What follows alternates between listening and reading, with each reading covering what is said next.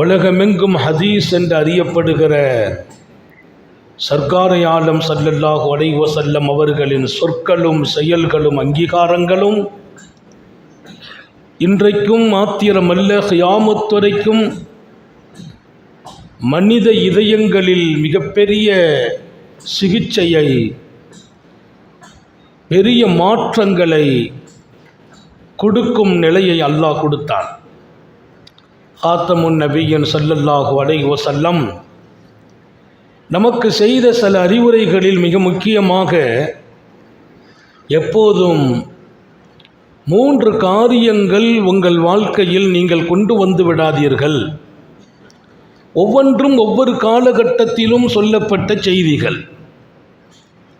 நம்முடைய மார்க்கம் சார்ந்த உயர்வும் சரி, உலக காரியங்களிலே நாம் வின் பண்ணுவதற்கும் வெற்றி பெறுவதற்கும் நமக்குள்ளே இருக்கக்கூடாத சில சிபத்துகள் இருக்குது. நான் பொதுவாக மனிதனுடைய தன்மை என்னன்னா, அல் இன்சானு ஹரீசுன் வீமா முனியா, அங்கே போகாதன்னு அங்கே தான் போவான், அதை சாப்பிடாதன்னா அதை சாப்பிடுவான், அதை சாப்பிடாதன்னா அதை சாப்பிடுவான். ஆதம் அலைஹிஸ்ஸலாம் பிள்ளைகள்கிட்ட சொன்னாங்களாம், பாப்பா ஆசைக்கு அடிபடாதீங்க, அப்படி தான் நான் அல்லாஹ் சாப்பிடக்கூடாதுன்னு சொன்னான். லேசாக ஒரு ஆசையில் போய் சாப்பிட போயிட்டேன், இன்றைக்கி நான் துனியாவுக்கு வந்துட்டேன் வாப்பா. யார்கிட்ட? பிள்ளைகள்கிட்ட சொல்கிறாங்க. மனிதன் அல் இன்சான் ஹரீஸ் ஃபீமா முனியான்னு ஒரு பழமொழி அரபியில். எதை தடுக்கப்பட்டதோ அதில் மனிதன் ரொம்ப ஆசையுடையவனாக இருப்பான். மனுஷனை பொறுத்தவரையில் தடுக்கப்பட்டதில் ஆசை இருக்கும். சுகர் உள்ளவங்களுக்கு தான் ரொம்ப ஹல்வா பிடிக்கும், ஸ்வீட் நல்லா சாப்பிடுவாங்க, விரும்புவாங்க. அவங்களுக்கு ஏற்கனவே சுகர், சாப்பிடக்கூடாது, அவங்களுக்கு அதில் ஆசை இருக்கும். ப்ரெஷர் கூட இருக்கும், அவங்க கொஞ்சம் உப்பு போட்டால் தான் ருசியாக இருக்கும் அவங்களுக்கு. இல்லை, மனிதனின் பலகீனம். அதனால தான் ஸல்லல்லாஹு அலைஹி வஸல்லம் உங்கள் நோயாளிகளை சாப்பிட மறுத்தால் கட்டாயப்படுத்தி சாப்பாடு கொடுக்காதீர்கள். நோயாளிகள் சாப்பிட மறுக்கும் போது கட்டாயப்படுத்தி கொடுக்க வேண்டாம். இல்லை, 4 நாள் அவர் சாப்பிடாம படுத்திருக்கிறார், 5 நாள் கண்ணே முழிச்சு பார்க்கல, எந்த ஒரு ஆகாரம் உள்ள போகல என்று நீங்களாக வாயை பிளந்து கட்டாயப்படுத்தி கொடுக்க வேண்டாம். உங்களுக்கு ஏன் புரியவில்லை? 4 நாளாக சாப்பிடாம இருக்க முடியுமா? எப்போ நோய்வாய்ப்பட்டு சாப்பிடும் சக்தி இழக்கிறாரோ இப்போ அவங்க கண்ட்ரோல் உங்கள்கிட்ட இல்லை. அல்லாஹு அத்ஆமஹும் அஸ்காஹும், அவர்களுக்கு சாப்பாடும் தண்ணீரும் அல்லாஹ் டைரக்டாக கொடுக்குறான். சர்க்காரி ஆலம் ஸல்லல்லாஹு அலைஹி வஸல்லம் நோயாளிக்கு அல்லாஹ் சாப்பாடு கொடுக்குறான், அவன் குடிக்க தண்ணி கொடுக்குறான். நம்ம நினைக்கிறோம் 5 நாளாக ஒன்றுமே சாப்பிடாமல் படுத்திருக்கிறார், 6வது நாள் எஞ்சி இரும்பு மாதிரி உட்கார்ந்துருப்பார். 5 நாளாக சாப்பிடலன்னு இவங்க ஒரு முடிவுக்கு வந்திருப்பாங்க, இனிமேல் அவ்வளோதான் கதை. அவர் 6வது நாள் எஞ்சி உட்கார்ந்துருவார். அப்போ 5 நாள் எங்கே போனார்? நான் சாப்பாடு கொடுத்தேன்கிறான் அல்லாஹ். வஅத்ஆமஹும் அஸ்காஹும், அல்லாஹ் அவர்களுக்கு உணவளிக்கிறான், அல்லாஹ் அவர்களுக்கு தண்ணீர் வழங்குகிறான் என்கிறார்கள் நபிகள் நாயகம்.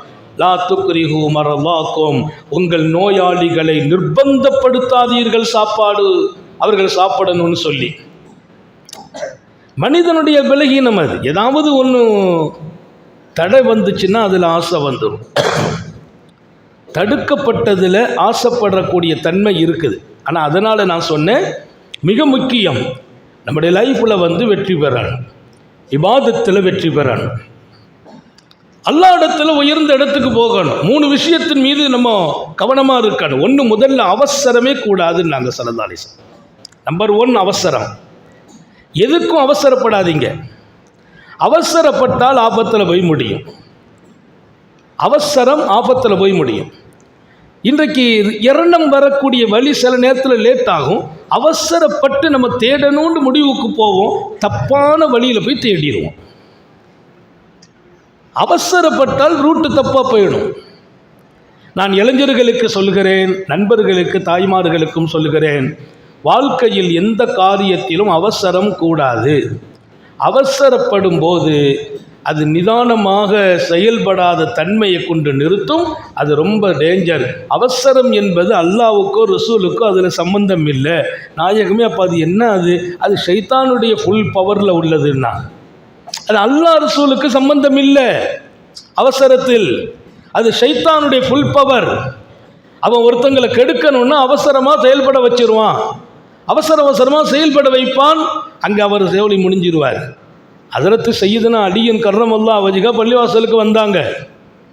பள்ளிவாசலில் தொலை வரும்போது தன்னுடைய குதிரையை ஒருத்தர் வாசலில் நின்னார், கொடுத்து இதை பார்த்துக்கப்பான்னாங்க. அந்த குதிரையை பார்த்துக்கான்னு சொல்கிறாங்க. சொல்லிட்டு அவங்க தொலை வந்துட்டாங்க. அவங்க தொழுது முடிச்சுட்டு மனசில் நினைச்சாங்க, ஸ்ரீதேவி குதிரை பார்த்துக்கிட்டு நிற்பார், அவருக்கு ஏதாவது நம்ம கொடுக்கணும் அப்படின்னு நினச்சி வெளியில் வந்தால் ஆளை காணலை, அவரை காணலை. சரி போயிட்டாருப்பா. அவன் குதிரைக்கு மேலே ஏன்னா குதிரைக்கு கடிவாளத்தையும் காணலை, குதிரைக்கு கடிவாளத்தை காணலை. அவர் என்ன பண்ணான்னா கடிவாளத்தை தூக்கிட்டு போயிட்டார், கழட்டிட்டு போயிட்டார். உடனே அந்த சந்தையில் போய் ஃபஸ்ட்டு பள்ளிவாசலை விட்டு வெளியில் இறங்கின போது சந்தையில் போய் அந்த வீட்டு கடையில் கடிவாளம் கேட்குறாங்க. அந்த ஆள் கடிவாளத்தை இவருக்கு கொடுக்குறார். 2 திருகமோ 5 திருகமோ கொடுத்து வாங்கிட்டாங்க. ஆனால் வாங்கிட்டு பார்த்தா இவர் கடிவாளம் தான், நம்ம கடிவாளம். அந்த ஆள் அங்கே கொண்டு விற்றுட்டு போயிட்டான், அந்த கடையில் கொண்டு விட்டுட்டு போயிட்டான். ஹஜ்ரத் அலி அவங்க வாங்கி கொண்டு வந்து குதிரைக்கு போட்டுட்டு சொன்னாங்களா, ரப்பே மனுஷன் ஏன் இவ்வளோ அவசரப்படுறான்? இந்த 5 திருகத்தை அவன் கையில் கொடுக்கணும்னு வச்சுருந்தேன், எங்கிட்ட வாங்கியிருந்தா ஹலாலாக போயிருக்கும். அவன் கடிவாளத்தை விற்று வாங்கி ஹராமாக சம்பாதிச்சுட்டு போயிட்டானே. 5 திருகம் அவனுக்கு தான் வச்சுருந்தேன், அவன் கையில் கொடுக்கலான்னு நினச்சேன். அவன் அவசரப்பட்டுட்டானே ரப்பே, அவனுக்கு காசு வேணும், அதுக்காக திருடி விற்று காசை கொண்டு போயிட்டான். அவன் கொஞ்சம் பொறுமையாக இருந்திருந்தான், அவசரப்படலைன்னா இந்த 5 அவனுக்கு போயிருக்கும். நான் நினச்சினேன் தொழுது முடித்த உடனே நம்ம குதிரைக்கு காப்பாளனா நிற்கிறான், அவனுக்கு ஏதாவது கொடுக்கணும். ஒரு 5 திருகத்தை எடுத்துகிட்டு வரும்போது தான் கடிவாளத்தை காணலை, கடிவாளத்தை 5க்கு வாங்கினேன், அவன் விற்றுட்டு போயிட்டான். அவசரப்படாதீர்கள். எல்லா விஷயத்திலும் அவசரப்படுவதால் சில பேர் சொல்லுவாங்க சீக்கிரமாக போங்க, என்ன நடக்க போகுது? ஒன்றும் நடக்காது. அன்றைக்கி ஒருத்தர் வேகமாக வந்து விழுந்துட்டார் கீழே, 20 நாள் கட்டு. என்ன ஆச்சியார், கொஞ்சம் அந்த தக்பீரை பிடிச்சிடலான்னு வந்தேன். எதுக்கு தக்பீரை பிடிக்கணும்னா கொஞ்சம் 5 நிமிஷம் முந்தியில் வரணும். எனக்கு அதை சொல்கிறதுக்கு மாதிரியாக இருக்குது. நானே அந்த டயத்தில் தான் வர்றேன். என்னை பார்த்துருக்கு காமல் சொல்கிறதுக்கு திரும்பி திரும்பி பார்ப்பாங்க. சில பேர் முகத்தில் சிரிப்பு இருக்கும், சில பேர் முகத்தில் கோபம் இருக்கும். நம்ம அர்ஜென்ட்டாக போகணும், ஹஜ்ரத் வேறு லேட் பண்ணுறாங்களே. அவசரம் வேண்டாம். நபி பெருமானார் சொன்னாங்க, தொழுகைக்கு கூட அவசரப்படாதீர்கள். ஏன் ஓடி வர்றீங்க? ரசூல் கேட்குறாங்க, ஏன்பா ஓடி வர்ற? இல்லை ஒரு ரக்காத்து பேர் பரவாயில்ல போட்டும், உனக்கு தப்பி போனதை நீ எழுந்திரித்து தொழுதுகொள். தப்பி போனதை எழுந்திரித்து தொழுதுகொள். அதற்காக அந்த ரக்காத்தை அடைய வேண்டும் என்பதற்கு அவசரம் காட்டி வர வேண்டாம். காத்தமுன் நபின்னு சொல்லலாம். மூச்சு இழைக்க ஏன் வருகிறீர்கள்? வேண்டாம். அல்லாஹ் அப்படி விரும்பல. நீ கரெக்டாக ஜமாத்தை பிடிக்கணும், தக்பீரை பிடிக்கணுமா, அட்வான்ஸாக வந்துருங்க, அட்வான்ஸாக வந்துடலாமே, முந்தி வந்து விடலாமே. அப்போ தொழுகையை பிடிப்பதற்கு கூட அவசரம் வேண்டாம் என்று சொல்லக்கூடிய இந்த ஷரியத் வாழ்க்கையில் எங்கே அனுமதிக்கும்? அதை அது அல்லாஹ்வை சார்ந்ததில்லை. மூசா நபி அலைஹிஸ்ஸலாம் அவர்களை கேளுங்கள், அவசரத்தின் பாதிப்பு என்னாண்டு விளங்கும். அவசரத்தின் பாதிப்பை பற்றி மூசா நபி இடத்தில் கேளுங்கள், அந்த பாதிப்பு விளங்கும். மூசா நபி அலைஹிஸ்ஸலாத்தின் சமூகத்தை சில பேர்களை தேர்வு செய்து கூப்பிட்டு வாங்கன்னு அல்லாஹ், வாங்க கூப்பிட்டு வாங்க நம்ம பேசுவோங்கிறான். அல்லாஹ்வை சந்திக்க கூப்பிடுறான், அல்லாஹ்வை சந்திப்பதற்காக கூப்பிடுகிறான். சில பேரை கூப்பிட்டு வாங்க பேசுவோங்கிறான் அல்லாஹ். மூசா அலைஹிஸ்ஸலாம் ரெடி பண்ணாங்க, மக்களை ரெடி பண்ணுறாங்க, வாங்கப்பா அல்லாஹ் கூப்பிட்ருக்கான் போகணும், ஆனால் வந்துடுறோன்னு தயாராகிறாங்க. பொதுவாக ஒரு கூட்டத்தை ஒன்று சேர்க்கணும்னா அவங்க அவ்வளோ சீக்கிரமாக அசம்பிளி ஆக மாட்டாங்க, எல்லாம் ரெடி ஆகிடும். அப்போ பார்க்க ஒருத்தர் பாத்ரூம் போவார், எல்லாம் கரெக்டாக இருக்கும், ஒருத்தர் சட்டையை தேடிட்டு நிற்பார். ஒரு 40 பேர் 50 பேர் 70 பேரை ஒன்று சேர்க்கணுன்னா அது பெரிய பாடு. ஹஜ்ஜில் நிறைய அனுபவம் இருக்குது. காலையில் 7 மணிக்கு தவாஃபுக்கு போகணும்னு அறிவிச்சிருப்போம், காலையில் 7 மணிக்கு தவாப். இதில் ராத்திரி எல்லாரும் சொல்கிறார், ஹஸரத் உங்கள் கூட தான் நாங்கள் வருவோம், உங்கள் கூட தான் வருவோம், எங்களை விட்டுட்டு போயிடாதீங்க. எல்லாம் கரெக்டு, நான் சொல்லுவேன் எல்லாம் கரெக்டு, பயானில் சொல்லிவிடுவேன், விட்டுட்டுலாம் போக மாட்டோம், கூப்பிட்டு தான் போவோம். ஆனால் நீ 7 மணிக்கு கீழே வந்துடணும். 6:45 வருவேன்பார், அவர் தான் 8:45 வருவார். ஒரு தடவை புறப்பட்டு போயாச்சு, எவ்வளோ நேரம் காத்து கிடக்கிறது. இதில் இன்னொரு விஷயம் என்னன்னா, அவங்க லேட்டானா இவங்க அவசரப்படுவாங்க. யார் வந்தால் என்ன ஹஸரத் எவ்வளோ நேரம் ஆச்சு, அவருக்காக நம்ம உட்காந்துருக்க முடியுமா? நாளைக்கு இவர் லேட்டாக வருவார், அவருக்காக உட்காந்துருக்க. போயாச்சு ஒரு தடவை, போய் தவாபெல்லாம் முடிச்சிட்டு ஒரு 2 பேர் லேட்டானவங்க வந்து, நீங்கள் சொல்லு மீறிட்டீங்க. என்னது சொல் மீறிட்டீங்க? என் கூட நின்னவருக்கு சரியான கோபம். ஹஸரத்து காபா இல்லைன்னா அடி விழுந்திருக்குன்னார். காபாவில் நிற்கிறோம், என்ன சொல்லு மீறணும்னு கேளுங்கன்னார். நான் சொன்னேன், அப்படியெல்லாம் கேட்காத போய் தானே நம்ம இப்படி இருக்கிறோம். அவர் பல்ல 34 வருஷமாக இருக்கிறோம்னா ஏன்னு கேட்க மாட்டோம். எதுக்குப்பா என்ன பேசுனேன் கேட்க மாட்டோம். குறை சொன்னாலும் அல்ஹம்துலில்லாஹ், வாழ்த்துனாலும் அல்ஹம்துலில்லாஹ். தேவையில்லை. சர்ச்சை எதற்கு, விவகாரம் எதற்கு? நமக்கு யாரும் எதிரி இல்லை, யாரையும் பகைத்து கொள்ளாதீர்கள். நமக்கு எதிரி நம்ம நஃப்ஸு தான். நானே தப்பு பண்ணுறேன் நான் நினைச்சேன்னா அவர் என்ன குறை சொல்லிட்டார் நினைக்க மாட்டேன்.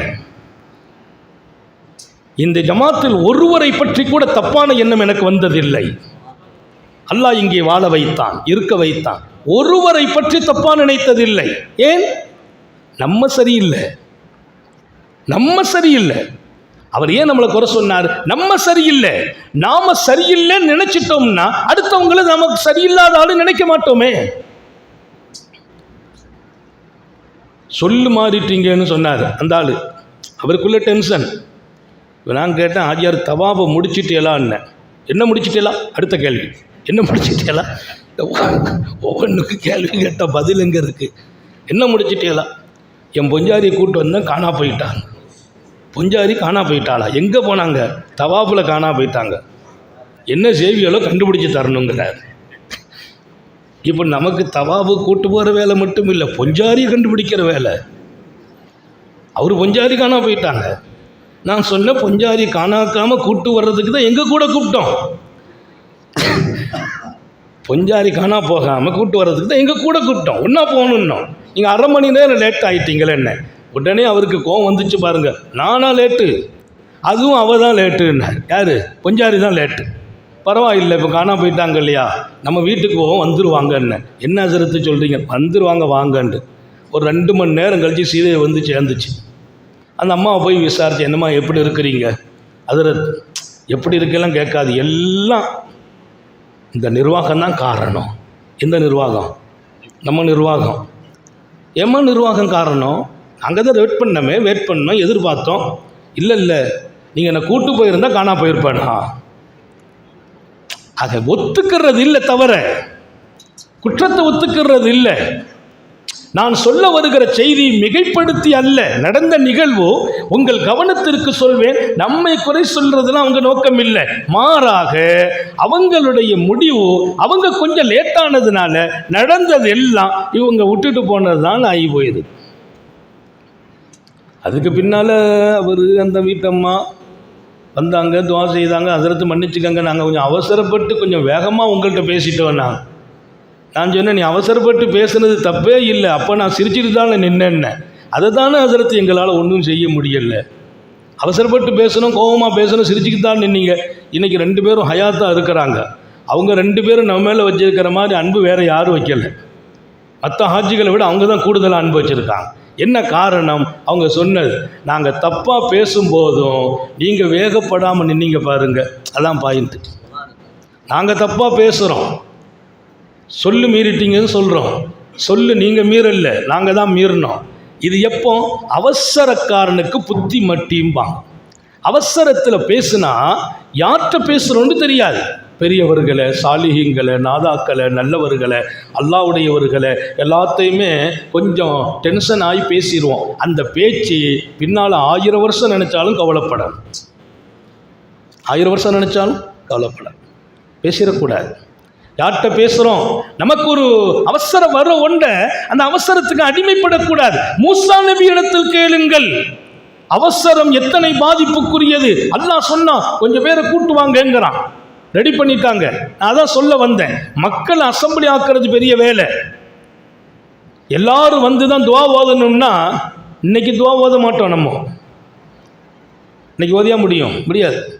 எல்லாரும் வந்த பின்னால் இந்த ஊரெல்லாம் ஒன்று சேர்ந்து அந்த துவா ஓதணும்னா அதுக்கு 4-5 நாள் தேவைப்படும். ஒருத்தர் அங்கே போவார், ஒருத்தர் இங்கே வருவார். எல்லாரும் புறப்பட்டாங்க. மூசா நபி கூப்பிட்டு விட்டாங்க, வந்துட்டு இல்லை அப்போ வந்துட்டு இல்லை, அண்ணன் வந்துட்டோம், என் காக்கா வரணும், அண்ணன் வரணும், அவர் வரணும், இவர் வரணும். நபி பார்த்தாங்க, இது சரிப்படாது, நம்ம போயிடுவோம், சீக்கிரம் வாங்க, சீக்கிரமாக வாங்கப்பா அப்படின்னு அவங்க போயிட்டாங்க. அவங்க போய் அல்லாஹ்வுடைய தர்பாரில் இறங்கிட்டாங்க. அல்லாஹ் கேட்டான், ஒமா அஜலுக்கு அன்கௌமிக்க யா மூசா, மூசா உங்களை நான் தனியாக கூப்பிடல, கூட்டத்தை கூப்பிட்டு வர சொன்னேன். கூட்டத்தை விட்டுட்டு அவசரமாக எதுக்கு வந்தீங்கன்னு கேட்டான். ஏன் வந்தீங்கன்னு கேட்கல, ஏன் அவசரம், ஏன் அவசரம்? உங்களை சொன்ன வேலை கூட்டத்தை கூப்பிட்டு வர சொன்னோம், தாங்க ஏன் அவசரப்பட்டீங்க? அவங்க உடனே பதில் சொன்னாங்க, வஅஜில்து இலைக்க ரப்பி லித்தரல்லா, ரப்பே ஹும்முலாய் அலா எசரி. பின்னால் வர்றாங்க, பின்னால் வந்துட்டு இருக்காங்க, ஒன்றும் வராமல் போகல. மூசா நபி இடத்தில் கேளுங்கள், அவசரத்தின் விளைவு தெரியும் என்கிறார்கள். என்ன விளைவு? மூசா அலைஹிஸ்ஸலாம் சொன்னாங்க, பின்னால் வருகிறார்கள். நான் அவசரப்பட்டேன், உன் திருப்தி அடையணும்னு அவசரப்பட்டேன். ஓன் திருப்தி. நான் வந்த இடம் எதுக்கு, எங்கே அவசரப்பட்டு போனேன்? உன்னை பார்க்க தானே வந்திருக்கிறேன். வாஜில்து இலைக்க ரப்பி லித்தரல்லா, உன் திருப்தியை அடைவதற்காக நான் அவசரமாக வந்திருக்கிறேன் ரப்பே. கால இன்னா கது ஃபத்தன்னா கௌமக், இல்லை, நீங்கள் அவசரப்பட்டதன் பாதிப்பு என்ன தெரியுமா? நீங்கள் எந்த மக்களை கூப்பிட்டு வர சொன்னேனோ அந்த மக்கள், அங்கே அவர்களை ஒருவன் வழிகெடுத்து விட்டான். அவங்க எல்லாம் அல்லாஹ் ரசூலை விட்டு வெளியில் போயிட்டாங்க. அவங்கெல்லாம் எங்கே போயிட்டாங்க? அல்லாஹ் ரசூலை விட்டுமே வெளியே போய்விட்டார்கள்.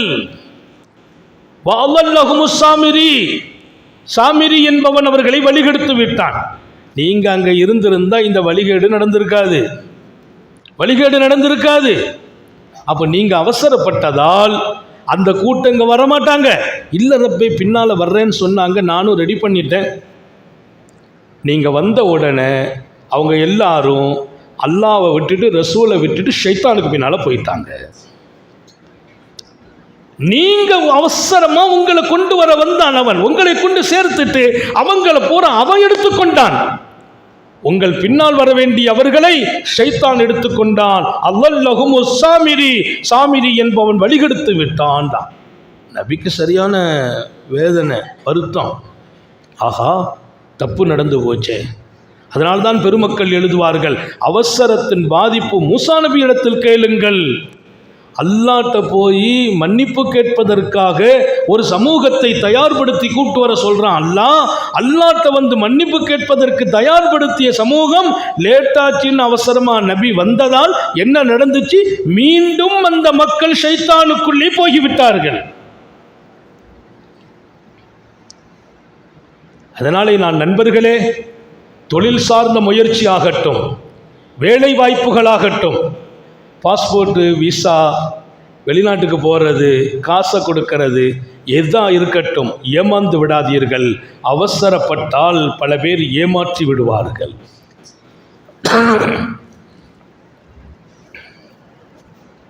பல பேர் ஏமாற்றி விடுவார்கள். அவசரத்தின் பாதிப்பு டேஞ்சர். அல்லாஹ் கூட விரும்பல. உன் திருப்திக்கு வந்து, ஏன் திருப்தி சரி நபியே, நீங்க அவசரப்பட்டிருக்க கூடாதுங்கிறான். இது ஒரு விரிந்த விஷயம். நான் உங்கள் மனதில் பதிப்பதற்காக சொல்கிறேன். தொழுகையில் இருந்து, இபாதத்தில் இருந்து, சேவைகளில் இருந்து, பொதுப்பணிகளில் இருந்து, சமூக பணி சார்ந்தவைகளில், என்னுடைய சுய காரியங்களில் அனைத்திலும் நான் நிதானம் என்பதை வாழ்க்கையாக்க வேண்டும். அவசரம் என்பது ஆபத்து மாத்திரம் அல்ல, நன்மைகளை எடுத்துவிடும், பிரச்சனைகளுக்கு காரணமாகிவிடும். மூன்றாவது, அவசரப்பட்டால் நிரந்தரமான நஷ்டத்தை சந்திக்க வேண்டும். அல்லாஹ் நம்ம எல்லாரையும் பாதுகாப்பானாக. ஏன்? அவசரத்திற்கும் அல்லாஹ்வுக்கும் ரசூலுக்கும் சம்பந்தம் இல்லை. அல் அஜலத்து மின ஷைத்தான், அவசரம் அது ஷைத்தானின் வேலை என்று நபிகள் நாயகம்